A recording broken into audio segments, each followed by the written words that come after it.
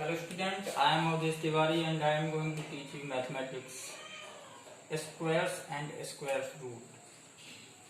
That's the third chapter of class 8 and this is the second class of squares and square root.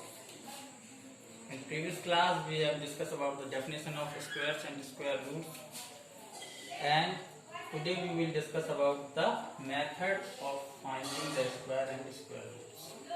So, as we discussed in previous class, there are three methods for finding the squares of a number. First one is direct method, second is column method, and third is diagonal method. Firstly, we will discuss about the direct method. Direct method is very simple, just like a multiplication. Suppose we want to find out the square roots of 2, so we will multiply with 2 into 10. We will get 4. So 4 is the square of the 2. That's the direct method. If we want to take the square of 9, then we will multiply the 9 by 9 and get 81. So 81 is the square of 9. That's the direct method for finding the square. So it is very simple and very similar to the multiplication. And then we will discuss about the column method. So one more thing, there are a very major disadvantage of the column method. The major drawback of column method is that we can calculate only the square of those number by using the column method which is have the two digit.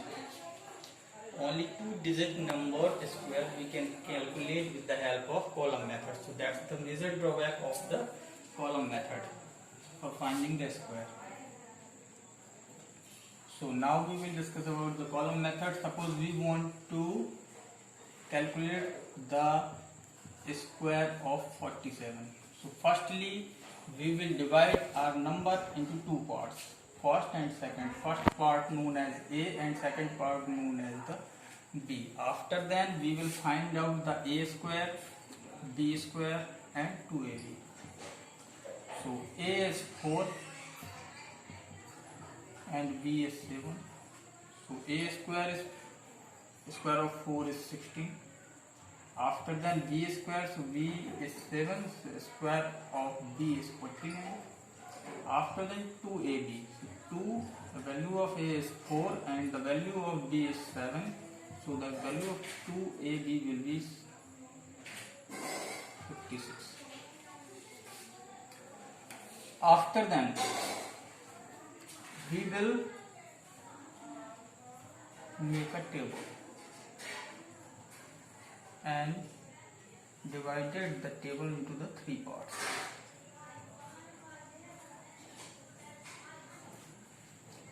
First part, second part and third part. We will take A square in first part and B square in third part and 2AB in the middle part. That's the second part. So we will write the value of A square in first part. The value of A square is 16, so we will write here 16. After then the value of 2AB we will write in the second part. So the value of 2AB is 56, so we will write 56 in here. After then in third part we will write the value of B square. So the value of B square is 49, so 49 we will write here.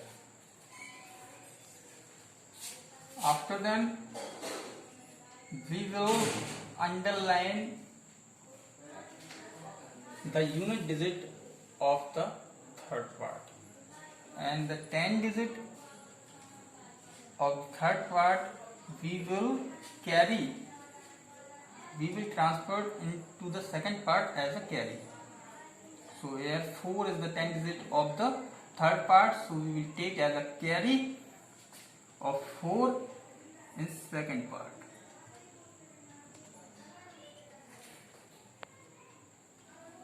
Now the second part will be 6 or 4, 10 and 5 and 1, 60. So the second part will be 60. So if we will again underline the unit digit and transfer the 10 digit into the first part as a carry. So here 6 is the 10 digit of the second part, and then we will transfer the second digit as a carry in first part. So 6, 6, 12 and 1, 1, 2. After then we will take the whole digit of the first part and we will take those digits from the second part which is underlined. Similarly, we will take those digit which is underlined from the third part. So that is 9.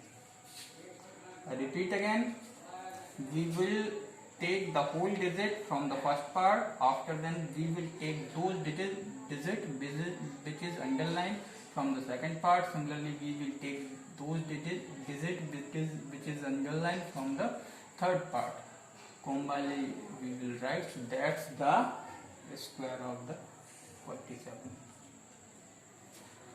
So this is the column method. I think you have understood properly what is the column method for finding the square of any 2-digit number. And the drawback of the column method is that we can find out only 2-digit number square by using the column method. In next class we will discuss about the diagonal method. Thank you.